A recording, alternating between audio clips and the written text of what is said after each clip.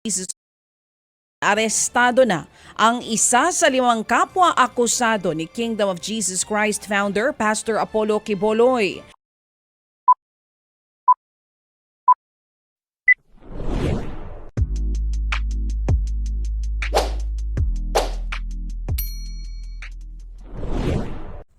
Welcome back sa aking YouTube channel. Facilities namin sa mga live. Please click nyo lang dyan yung streaming video. Anyway guys, wala naman ito. Libre lang. Tulong mo na lang din sa kapwa. Alright, thank you very much. So topic natin po today's video.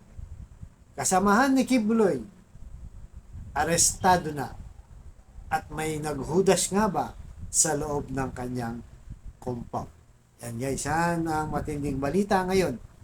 Nakakabalita lang. Dahil nga na-aresto itong si Pauline, Canada, na kung saan ay may 1,000,000 patong sa ulo. Di ba? In-announce ni Abalos, 10 million kay Quiboloy, at yung 5, 3 Canada yun. Maalala natin guys, di ba? Tig 1,000,000. Kaya nga nagreklamo itong si Topacio, di ba? Bakit ganyan? Bakit kailangan ng malaking reward at galing pa sa private person? Dapat sa gobyerno yung manggaling, di ba? So, maangal sila. Pero kasi alam nila guys na ito yung magiging isang susi. Dahil hindi nga mahuli-huli itong si Pastor Quiboloy, marami nagtatago dito. Di ba? At sinasabi pa na pinapaandar ang pera niya, lalo na sa mga security niya para hindi siya sabihin o itago lang talaga. Di ba? Pero yun na nga, naisip nga, o may nagbigay ng mga reward money para mapadali. Mahanap. At yun na nga, nahanap na guys. May 1,000,000 na yung nagturo dyan guys, di ba? Nasa loob lang ng compound.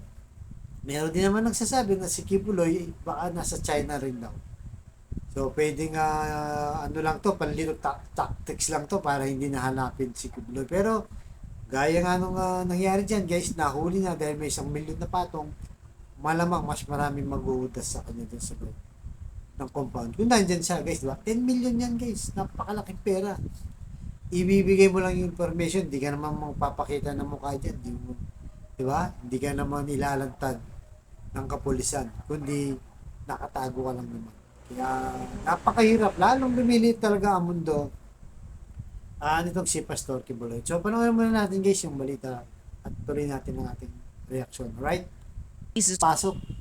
arestado na ang isa sa 5 kapwa-akusado ni Kingdom of Jesus Christ founder, Pastor Apollo Quiboloy. Nahuli si Pauline, Canada sa isang subdivision sa lungsod. Nagtulong-tulong ang Davao Region Police Intelligence Group at Special Action Force sa operasyon. Si Canada ang isa sa mga kapwa-akusado ni Quiboloy sa qualified human trafficking at child abuse cases. Siya rin ang number 6 most wanted ng Police Regional Office 11. Nakatakdang magsalita ang DILG kasama si PNP Chief General Romel Francisco Marbil tungkol sa issue ngayong araw. So yun guys, napanood nyo, di ba? One down na. Talagang lumiliit na ang kanilang mundo. At sa susunod na araw, baka isa-isa na yung ituro. Dahil milyon na pinag-usapan dito. Kung ikaw yung makakapagturo, milyonaryo ka na kagad. Hindi mo na kailangan maghirap pa, di ba? At alam naman natin, sa Pilipinas, talagang pera-pera lang ang usapin. Kasi kapag dating ng election, di ba? Magbibigay ka na ng 1.5, panalo ka na kung saan ka napunta. O kung saan ka tatakbo bilang isang mayor o kung ano pa mang pwesto na nandiyan ka. So alam natin yan guys, ito pa kaya ang milyon. Kaya ngayon, kinakabahan na talaga yung kampo ni Quiboloy. Talagang hindi na yung magtatagal guys. Dahil napakalaking pera nito, 10 million. At meron pa lang ano yan, talagang mga bounty hunter guys. Talagang grupo sila na naghahanap lang mga wanted. Kasi nga naman, di ba, kung magaling ka na sa ganyan, eksperto ka pa, hindi ka naman malalaman, makikita ko sino ka. Dahil information lang ang iyong ibibigay sa kapulisan at mapapasa iyo na yung 10 million o 1 million kung sakaling mahuli, di ba? At tama yung binigay mong information. So, ito na guys, talagang ano na to, iniisa-isa na nila, talagang hindi na malayo. Alam natin na medyo malapit na yan. Kasi itong si Abalos guys, di ba? pressure na to. Unang-una, tatakbo siyang senador next year, 2025. At wala pang nahuhuli mga big fish. Kagaya ni Bantag, si Tebes hindi pa na ipababalik, si Kibuloy, di ba? Kasi accomplishment to eh. Wala pa siyang nakaka-accomplish sa mga ganitong malalaking taong may warrant of arrest sa ating batas. So kaya guys, anong masasabi nyo?